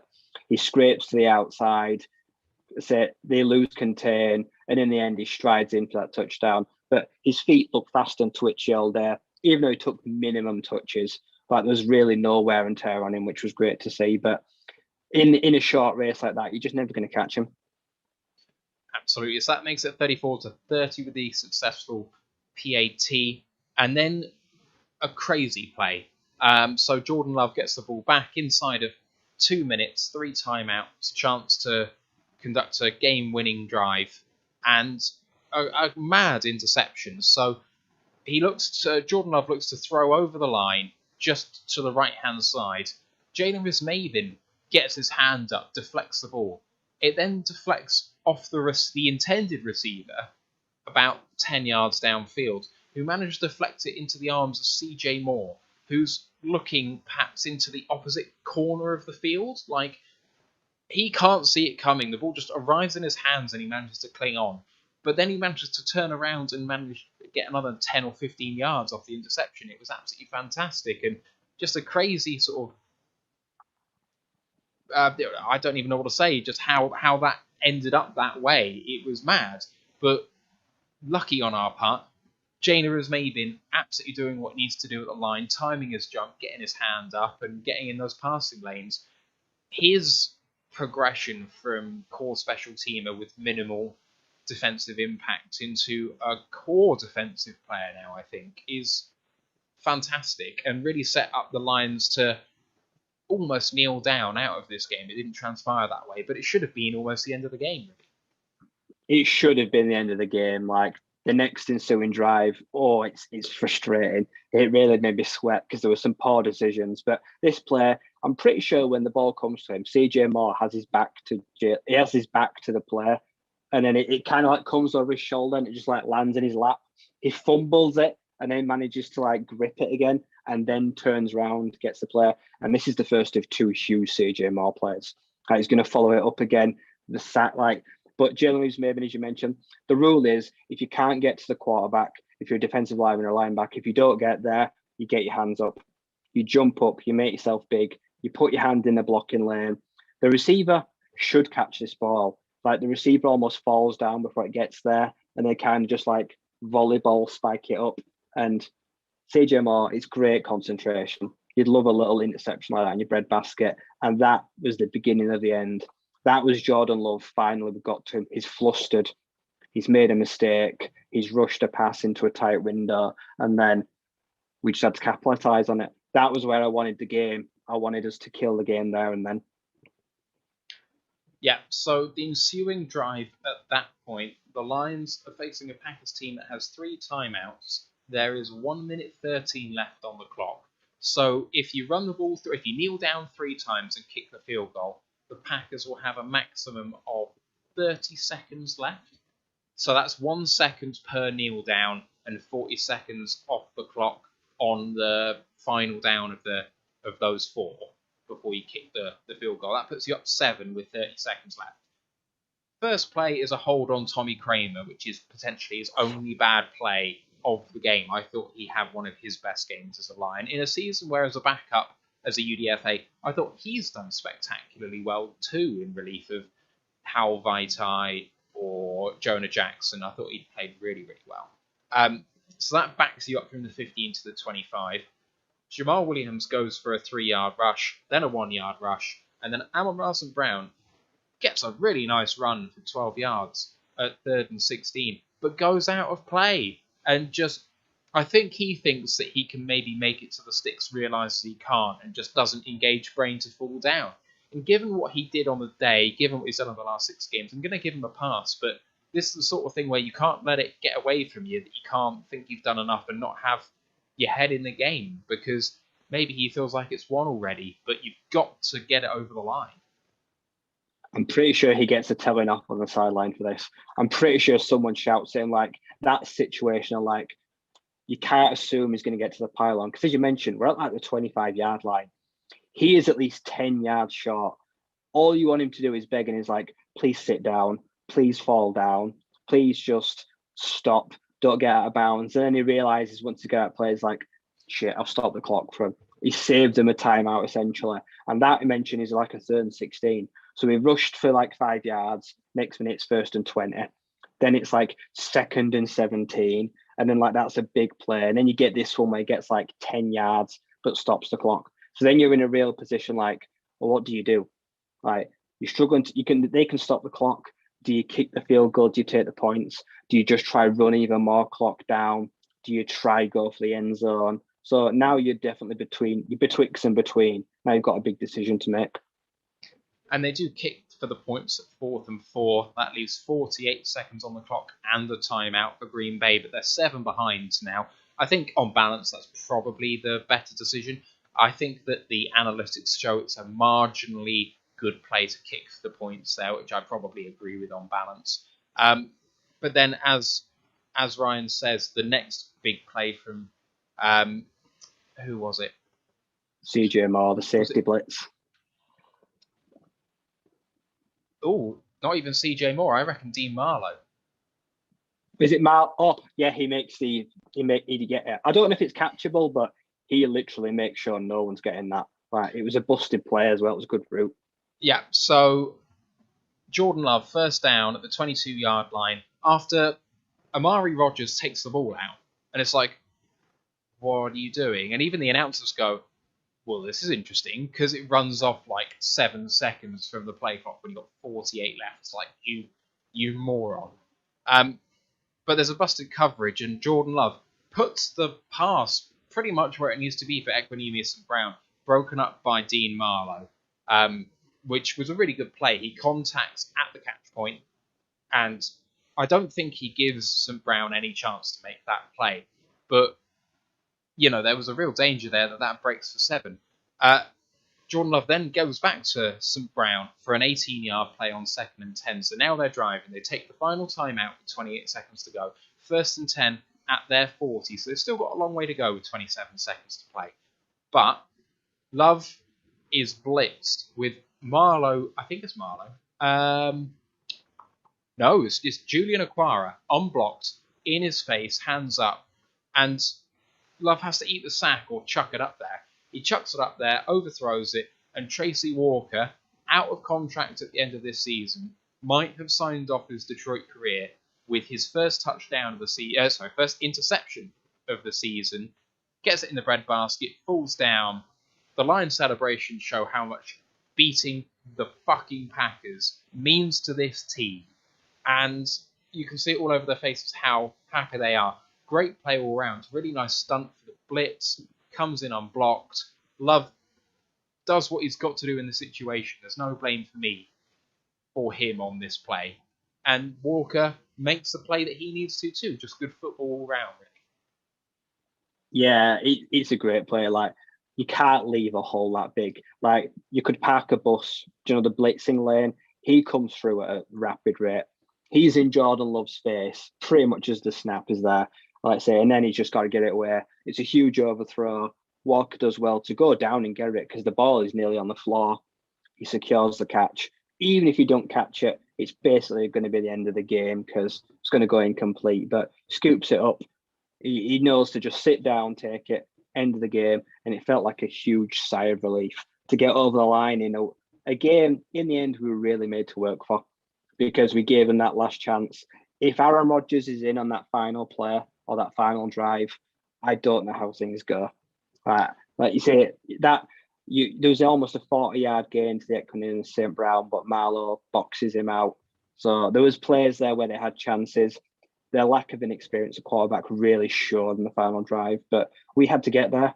We knew that if we got pressure in his face, we'd force mistakes.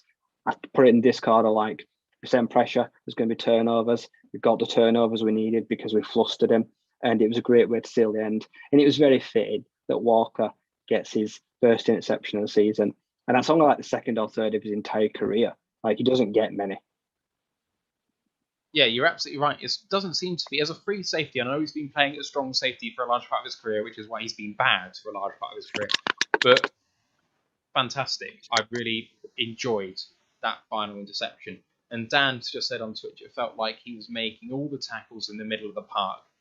He was a huge part of this game. The one missed tackle for the touchdown. But that aside, big tackles on Adams. He was just all over the place, really. I thought, apart from that one play, a really, really solid end to this game. And I think this is just so Detroit to finish off with a kneel down by Tim Boyle takes a final snap of the Detroit Lions season. And that 1 yard loss meant that the Lions missed out on a 100-yard rushing game.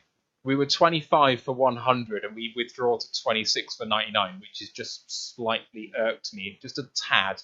But we get the win against the NFL leading Green Bay Packers, against a team that did sit some of its starters before the game, but not the ones that matter. That did play their first team for half the game and we beat them anyway. And then when they showed up and gave us something in our face, we hit them back harder. This is the perfect way to end this season, to go into this off-season full of brimming with confidence. I don't think I've seen the Lions faithful so positive about how the team has played. And there will be detractors out there talking about draft position, and fine, if that's where you want to go. I'm not going to say you're wrong. That's not for me to say. If that's your position, I get it, I do. I just disagree. For me, winning breeds confidence. And I'm not going to say that the momentum is going to translate from week 18 of this season to week 1 of next season. But I do think that impending free agents are going to have a look at this team, see we knocked off a team that could well win the Super Bowl this year, and think, if they can do that, who knows what they could do next season. Well, I'd like to start by saying, like, if you look next year as well, just on paper and strength of schedule, our schedule is so much easier next year. We've got a very favourable schedule, I think. We have got a lot better teams to play. And I am going to say they're wrong.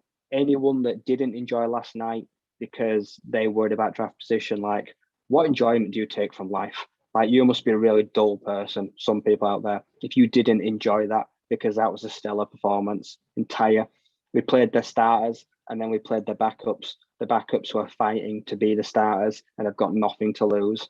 And we battled in both halves against two very different sides. I never wanted the first pick, even before the game, even before the Colts got dicked. I did not care. I wanted to handle our business our way. And if we handle our business and we still pick first, so be it. But if we can avoid that, that's great. This win here, I think this is. I'm convinced Tracy Walker will stay. From what he said after the game, he seemed like he is happy to stay if we come to some sort of agreement on paying him well, which I think we will. I think a lot of these guys now will actually think about staying, and other pending free agents might just think we're more suitable. Jared Goff, looking here, ended the season well. That might convince some free agent that might be thinking about joining the team. Seeing Dan Campbell, they've seen the locker room celebrations. Like, that's something I want to be part of. Like, that's a team that's playing for one another. They're playing hard football right until week 17, because not everyone does that. Some of these teams took it easy yesterday and they didn't care. Like, but we didn't. And some people out there saying like this game doesn't mean anything. Every game of the season means something, especially if things aren't going well. Even if things are going well, there's no unimportant games in the season. I think we proved that. They never looked like they were playing for draft position. They just wanted to win. And beating the Packers as well, the best team in football. I'm going to say that. The Packers are the Super Bowl favourites. Yeah. And we played them for at least a quarter and a half. We outplayed them. We were leading them with their stars. And we never looked outmatched at any point in that game. And that's great confidence. I'm going to say we can at least double this win total, if not more, next year. Just going in, not shaky into week 1, where we don't look nervous. We went 500 in the last 6 weeks of the season against 2 teams above 5 games above 500. If we did not improve our team at all and just went in with this mentality, I think we could do that.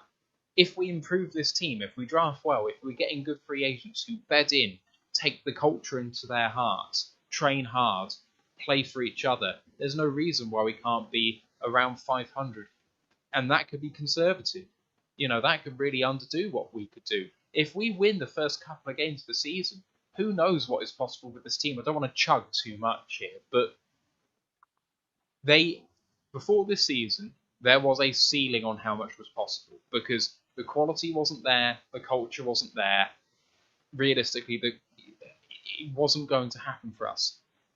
It's all changed. Everything is on the table. Now, is it likely? No. But is it possible? Yeah, it is. And that's big. That gives me hope.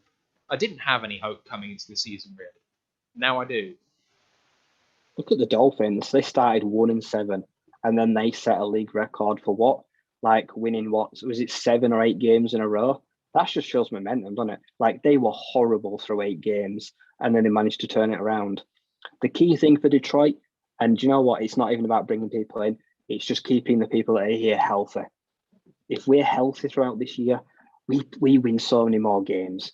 If we've got the likes of Decker all year, if we don't lose Ragnow, if we keep Hawkinson, you can't tell me we don't win 6 games, because we lost at least 4 winnable games. So that is the key thing for me. It's just going to be consistency next year and keeping people on the field, because we've got the coaches now. We're going to lose minimal coaches. I don't think there's going to be a huge staff turnover. I think we'll maybe lose one key position if someone can lure Staley, or if someone can lure someone like a strength and conditioning guy or Brunel. They're very replaceable. The foundations are laid, so we can replace those guys. We're not going to lose anyone major to this organisation. We'll just add people in. At the end of the day, I think the only way we're going to lose people now is if they are promoted elsewhere. That's it. I don't think anyone's leaving because they're not a culture fit, because at the end of the day, I think that would have happened today if it was going to happen at all. So Aylin's gone. No one else has been announced, and I think that's a really, really positive sign. Going to talk about the themes of this game in just a moment, but I just want to take a quick look at the special correspondent, Ash, who's posted in our Discord channel about the Lions' recent tweet from about 15 minutes ago and the Lions' roster moves following the end of the season. So we're talking about signees to reserve futures contracts. First of all, outside linebacker Austin Bryant has been activated from COVID-19 reserve, which is good. But reserve future contracts have been signed by the following players for the Detroit Lions. Defensive end Derek Banks, linebacker Tavonte Beckett, defensive end Bruce Hector, wide receiver Javon McKinley, quarterback Stephen Montez, cornerback Parnell Motley, offensive tackle Dan Skipper, cornerback Savion Smith, and tight end Shane Zylstra. And I think that's a really impressive list of people on futures contracts, because at the end of the day, most of the time when we sign guys to futures deals, I know they are not going to be a part of this team. They are there for practice squad depth come next year. But I have a look at some of those guys. I look at Javon McKinley and what he did in preseason where he was productive. I have a look at Bruce Hector and how much he's come on in his career. Tavonte Beckett has come in and produced somewhat. Stephen Montez we haven't seen, but how well the Lions have played mobile quarterbacks, I think that he must have been playing a big part in that. And that, says something to me. Dan Skipper is a perfectly viable fourth tackle. So I think it's important that he's here. And it's really nice to see that Shane Zylstra has been given a deal, given what's happened to him, and the Lions looking after one of their own, really. I can't believe we didn't see Javon McKinley this year. Do you know, with all the cycling, with all the recycling of wide receivers, I'm amazed at no point did he ever really suit up and see snaps. I was actually really disappointed by that. But when you see that Trinity Benson, healthy scratch like every week, and there's McKinley that must be doing stuff on, scout team, to be on the practice squad nearly all year, you've got to be working hard like Montez on the scout squad. You've got to be good at repping what the other teams are doing to work on the defense and stuff like that, getting told what to do, what we're going to expect this year, and then they replicate for us. So there's a chance, like say, some of these guys may well be here next year. Skipper, he's been back and forth more times than I've had dinners. I can't even remember how many times he's been in transactions for the Lions, but it's a lot. But there's guys there, like say Zylstra, shattered kneecap, but at least they're not going to let him just disappear into that black hole of those guys that had one career-ending injury and never played again. So we're going to see him, going to work him out next year. Long rehab, but at least he has some security knowing that he's going to be at least on the practice squad maybe next year. It's nice to see he's not just going to be cast aside like some broken toy. Yeah, completely agree. Now looking at some of the themes from this game, we've talked about most of these that I've already labelled, but one that perhaps we haven't talked about is the run game on both sides of the ball. For me, our run D struggled, I think, for the most part. There were isolated moments where Williams came in with a 5 or 6 yard run here or there, but it felt like for a large part, Craig Reynolds had 3 rushes for... Let's get his exact stats up, because I don't want to do him an injustice here. Craig Reynolds had 3 rushes for 2 yards and a long of 6. And Raymond and St. Brown had rushes of 13 and 12 yards between them. So that really massages that 99-yard rushing game between them. But Swift went for 4 yards per carry, and Jamal Williams went for just over 3. And then when you have a look at the Packers side of the ball, they went for 122 yards on the ground off 27 carries. So they were far more productive. I don't feel like our line was being destroyed by the Packers line. I don't think our line was being destroyed on offense or defense by them. And yet they were effectively running well against us, and we were mediocre against them. And yet Williams did kind of turn up when we needed him to in important spots here and there. And the Packers didn't run the ball down our throats when it looked like actually that might have been a place where they had the advantage. It was an odd one where maybe the dynamic of Jordan Love being in the game meant they wanted to put the ball in his hands more than perhaps was optimal if Aaron Rodgers was in the game.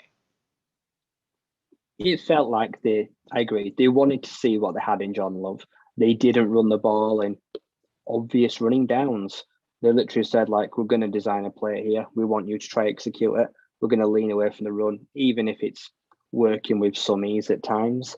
When you look at Jamal Williams, that's kind of his story. Like, the average is never high, but his first down ratio is like top 3 in the league. He's at like 26%. He's getting a rush where it's a first down. He's just a balling ball. The guy just goes down the middle, hits the guy, and then you just see the hand go up first down. Like, that's what he does. Like, he's not fancy. You know what he's about. He's kind of like that. He's kind of like that one guy tool, makes the cut, goes upfield. So you know what you're going to get from him. Swift probably still got niggles, if anything. They were never going to give him a huge workload. Last thing you want to do is pick up a knock with the very end of the season. Reynolds, nothing were going in this game because that they had a reasonably strong front even when they brought the backups in. It's never easy to run the ball on them. I think we were just more comfortable in the air. I think we're just going away from it with the emergence of Amon St. Brown, and the trick plays. We just know we're able to spread that ball about now. We know that Goff's able to convert on those third downs, fourth downs. You don't have to go for that. We've always been quite a offense that's easy to read. We're a bit harder to read now. Like, you don't know what's always coming. And that's great to say that we don't want to be predictable anymore. So we're just going to stay away from that. You know we can run the ball. It doesn't mean we have to all the time. Yeah, absolutely. Moving on. Is this Jared Goff's best game for you as a Lion so far in his career? Yeah, the numbers and the play just kind of match up. Like, he never looked shaky. There were no wild misses. Like I say, his pocket presence was pretty good as well. Like I say, he was moving about the pocket. He was stepping up into it when it needs to be. There was no fear of any danger or when it collapsed. It was a reasonably strong pocket for a line that was basically ravaged. It was a god-awful line with injuries, but they managed to really pull together in that second half. Like I say, especially Jonah Jackson at centre, like, he looked really good. Didn't give away any penalties, no holding. But yeah, probably Goff's best game. So I think it's Goff's best game. I know that it definitely wasn't his best PFF grade for the season. I just want to double check exactly what that was. So he was a 67.4 for this game. That was tied for 6th on the Lions. And my computer just doesn't want to work with streaming and on Zoom and trying to do this. It kind of doesn't want to work. But I'm pretty sure it was marginally just under the top grade he's had this season. But even when he perhaps produced slightly better or made some slightly better throws throughout the game, it was the way he carried himself through the game. He had confidence that what he was going to do was going to work. His recognition of the defensive structure, getting the ball out quickly.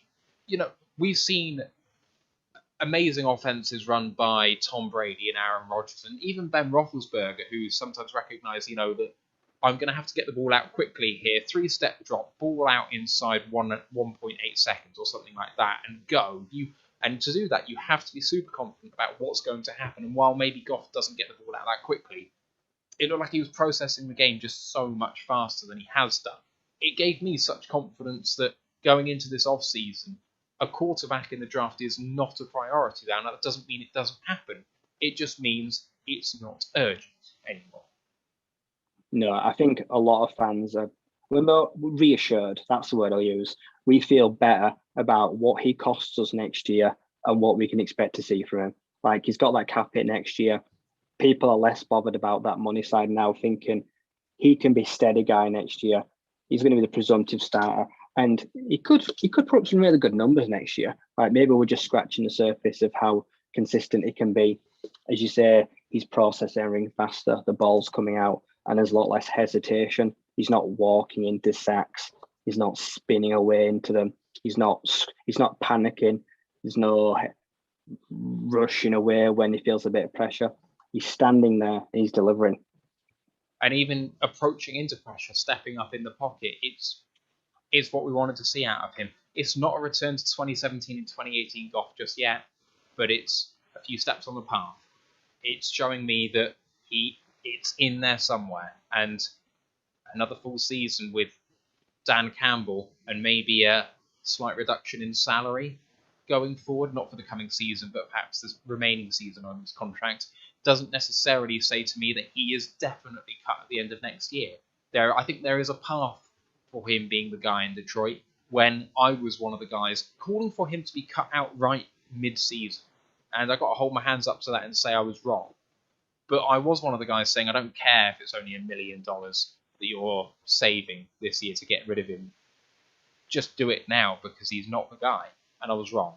And I'm so happy to say it, because he's a super nice guy, and I really am pulling for him. So that was really good. Final thing I had that we haven't already mentioned. The trick plays. We've pulled them off when we need to in games where we clearly think we're behind, clearly think we're outmatched, and we need to steal a possession here or there. Or that we think it gives us a competitive advantage by putting someone off track. So not just on fourth down, but the few trick play passes we have from wide receivers or whatever. It begs the question to me as to whether, almost much like, say, San Francisco or I know that New Orleans do this sort of thing quite a lot, that this should become a part of the offense going forward, that teams should go in knowing that you're capable of this, because it's going to naturally keep them slightly off balance, knowing that you're capable of this sort of thing. So I hope that after the draft and after free agency, when the quality of this team has gotten better, that Dan Campbell doesn't naturally become more defensive, thinking, well, we have the winning of this game because we're better than them. I want to see foot on the gas with this and the quality, because I think it does add a few more percentage points onto your win total.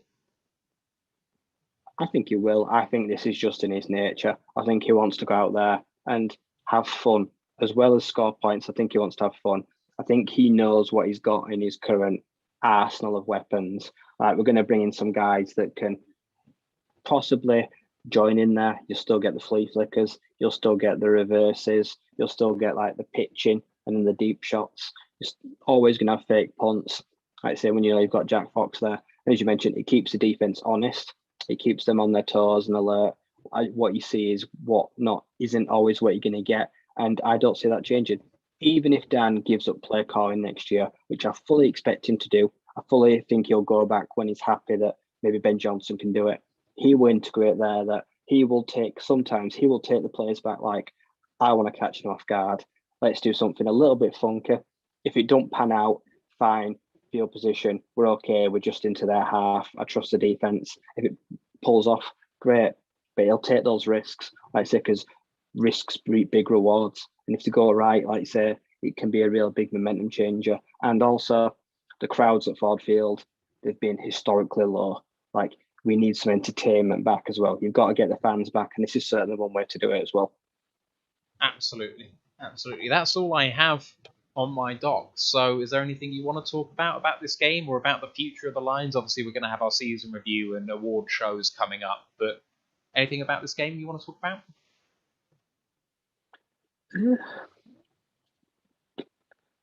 I just enjoyed all of it. I think everything. I feel it's funny. I feel a lot better about the wide receiver core now, like as I do a few months ago. Before the season even started, like we were talking a lot of smack about them. Like, this is a terrible core. This is going to be one of the worst in the league. But they really did shut us up in a way. Like, we saw the likes of Kennedy making plays. Goodell Hodge showed up at times. Like, obviously Amon Ra. Never got to really saw Tyrell, but tight ends, like, it really did surprise us how well they could move the ball in a passing offense. When you look at the numbers, we don't even rank that badly in passing offense. Like, the Saints, they're dreadful. They've got maybe arguably better athletes, better weapons, but the way we used our guys, the way we kept it simple, we kept everything short to intermediate, and then slowly broadened our horizons a little bit, looked further past the sticks. Natural progression, and in the end, it looked good. And a lot of these guys could very well be back next year. And we'd pretty much written off some of them before we even started. Well, I personally had anyway, the core. So I'm glad to be proved wrong. It always makes me feel good when someone makes me shut up and like, I totally got that wrong. It's a really good feeling. I completely agree. I mean, it's mad in this game to have a look at the grades and have a look at what happened and think about it for just a second. So the Packers came into this game per PFF with the third best pressure score in the NFL, fifth best coverage score. Their two top defensive players were Rashawn Gary and Preston Smith per grade. So when they were on the field in the first half, they were their best players. I think they got 85 plus grades in this game. And we beat them in the first half. And also, so Devontae Adams and Aaron Rodgers and Alan Lazard also, I think, all graded above 80. They all played in the first half, and the Lions beat them. I just can't say any more. The Lions graded poorly, generally speaking, considering we scored 37 points on the Packers. And we straight up beat them. It's terrific. I love it. I love it so much. Right, we're going to wrap there, or we're going to talk about the next episode. So we're now dropping down to 1 episode a week following the end of the season. So our next episode is on Monday, January 17th. It's our season review show, and we are now taking nominations for awards. So I'm going to put the awards that we're going to run on Twitter, and I want your ideas for nominations. So there's a variety of awards. It's going to follow somewhat the NFL's awards. So we're talking MVP of the team, just the Lions, MVP of the team, Offensive Player of the Year, Defensive Player of the Year, the Rookie of the Year, that sort of thing.